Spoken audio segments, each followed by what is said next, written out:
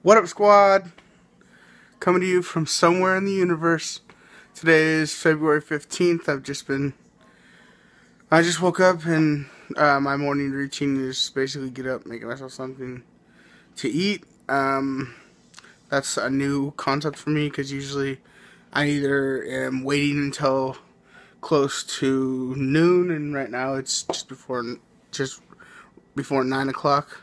I usually don't get up until a lot later, and that's usually when I'm waiting for somebody else to cook for me, or I'm waiting for a bunch of different things. But I've been trying to change that about myself. I've been being more proactive about my own life and trying to take control of it myself so that I'm not letting it be influenced by others, so that I can't blame others for anything that's happening in my life, because I need to be held accountable for everything that I'm doing, regardless of whoever. You guys always ask me who's bringing me my food and everything like that. It doesn't matter who's bringing me my food, because it's my choice to eat the food. And even if they didn't bring it to me, I could order a pizza to my house. I'm never going to be able to succeed if I'm always having people tiptoe around food and different subjects. And so I need to be more self-reliant and be able to do this stuff on my own, which is what I've been doing for the past couple days, and that's why I'm trying to get back into vlogging. I created the fan page. It is Facebook.com/Raging Rob Squad. I don't really know that much about video, or not videos, but making a website or building a page or anything, so it's a very minimum page. There's a picture of me in a Hawaiian shirt, and then the cover photo is a YouTube logo, and that's what it's set up right now. It's just basically a page for liking, and I'll be putting inspirational stuff up there more, and that's the place where if you're trying to get a hold of me through Facebook, I'm going to be going to. I don't really add people to my personal account, so if you're trying to add me on my personal account, I'm probably not going to, I'm probably not going to accept your friendship on there, just because I try and keep that more towards my family, my friends, so that I'm actually seeing what's going on in their lives as well. So, yeah, the fan page, that's been set up now. My Twitter is, I think it's Raging Robert 1, but I'm not really that active on there. So, I'm trying to get more proactive on that.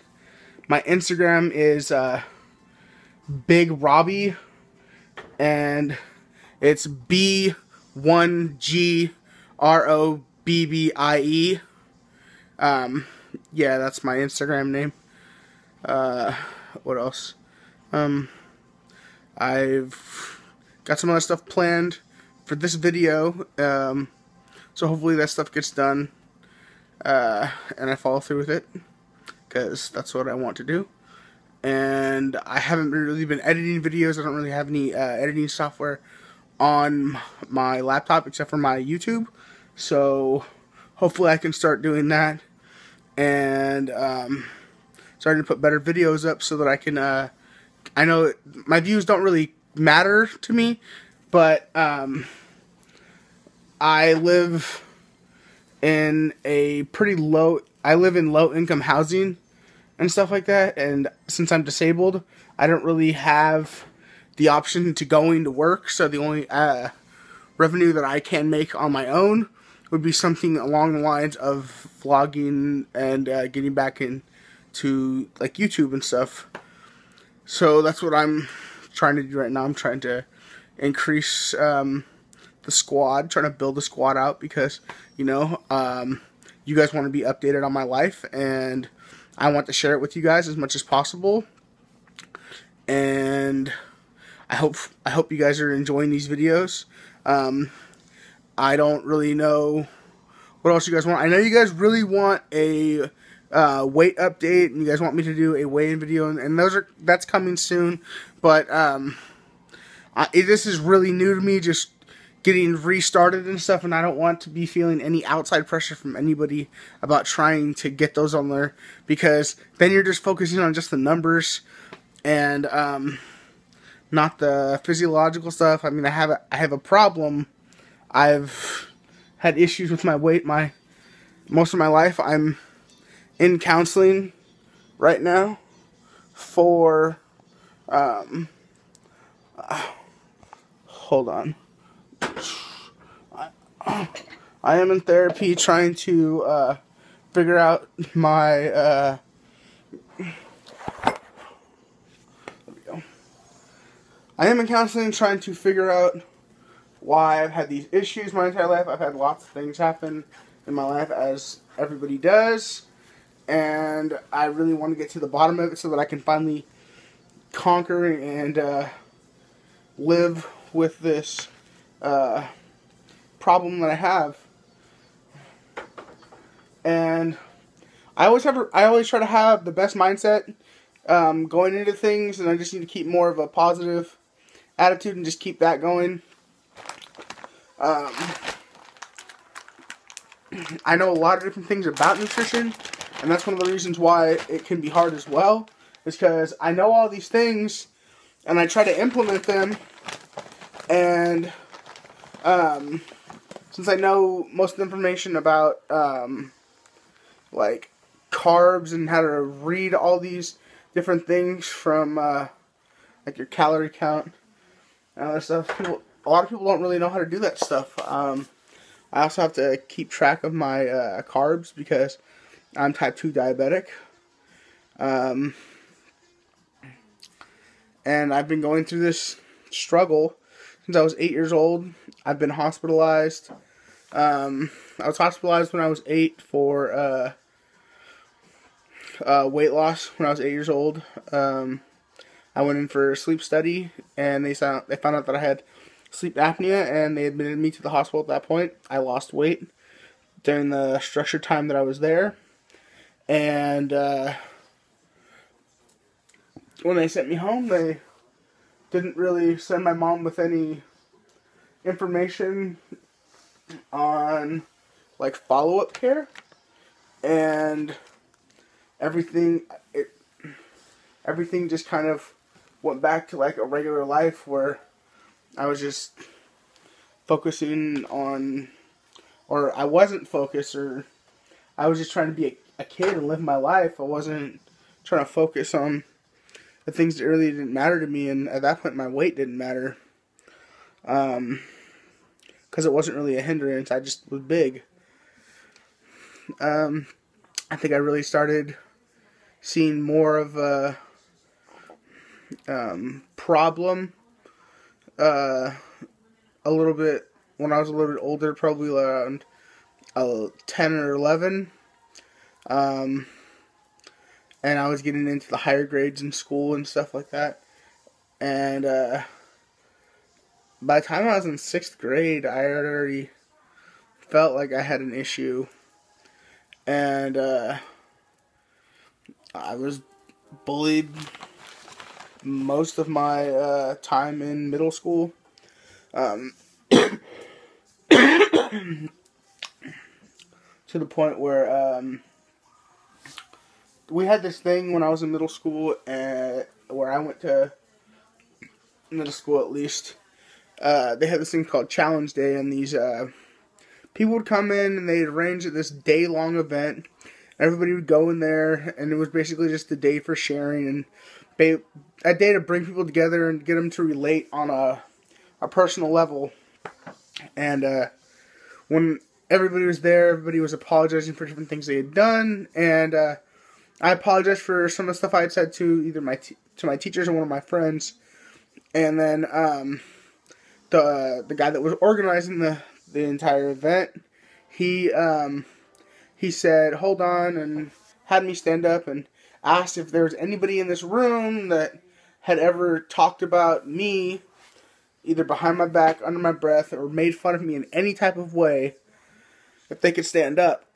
And there was a couple hundred different kids. It was an auditorium, and almost everybody, including my teachers,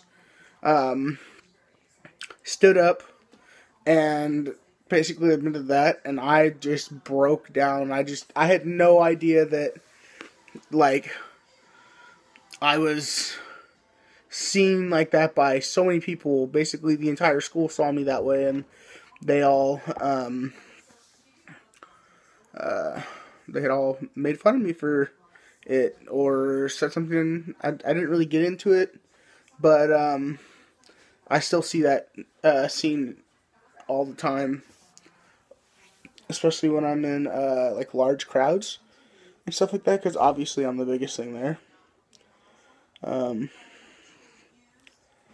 And sometime after that, in 8th grade, I was around 13 or 14, I went back into foster care, or not foster care, I went,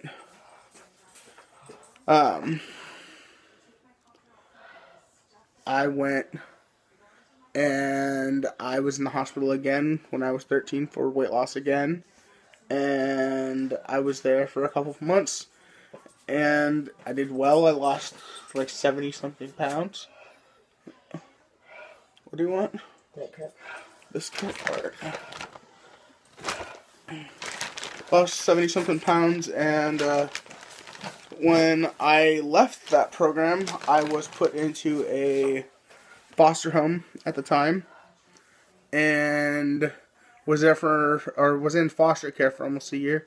The first foster home I was in, they followed with follow-up care, and they did everything good, and I ended up losing close to like 130 pounds or something like that. Not there, but like with the hospital stay and then the extended time I was there.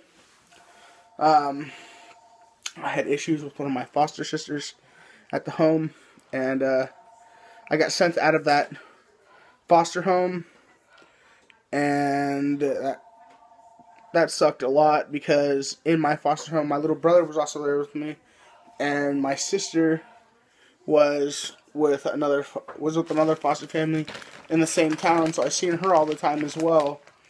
And when they sent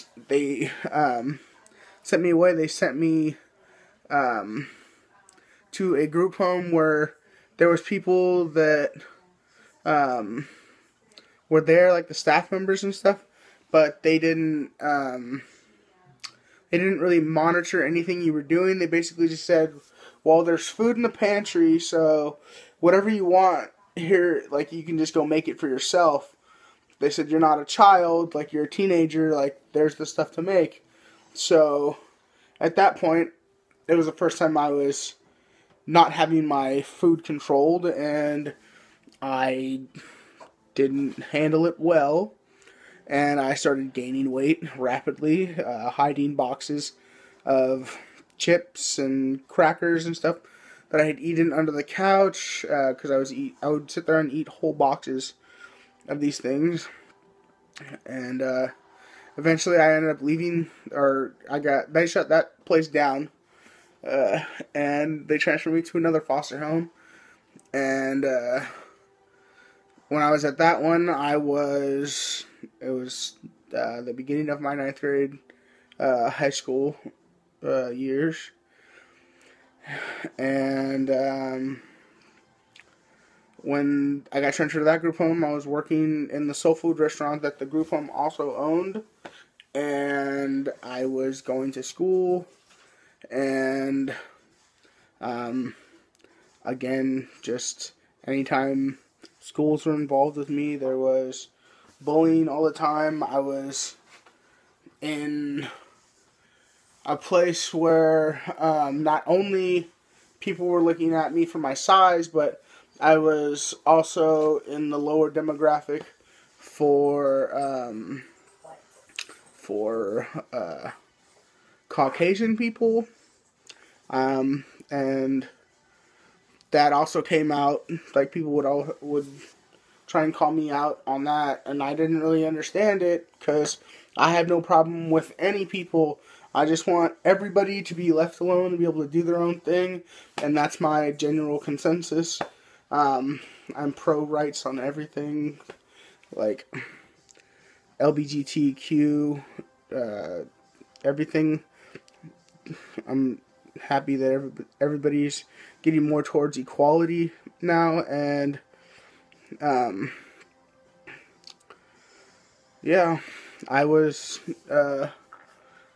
judged there pretty harshly as well, and I about halfway through my ninth grade year, I was sent back to my mom's house, and at that point I went back to regular high school in my hometown, the one I grew up in, and there was people that I knew there, so it was a little bit better than all the other places I had been, because I was at least around people I knew, so that I had people that I could confide in and had friends that I could turn to. It kind of did suck, though, because there was people from my middle school and everything that had bullied me at middle school at my high school. And they didn't miss a chance to try and keep doing what they were doing.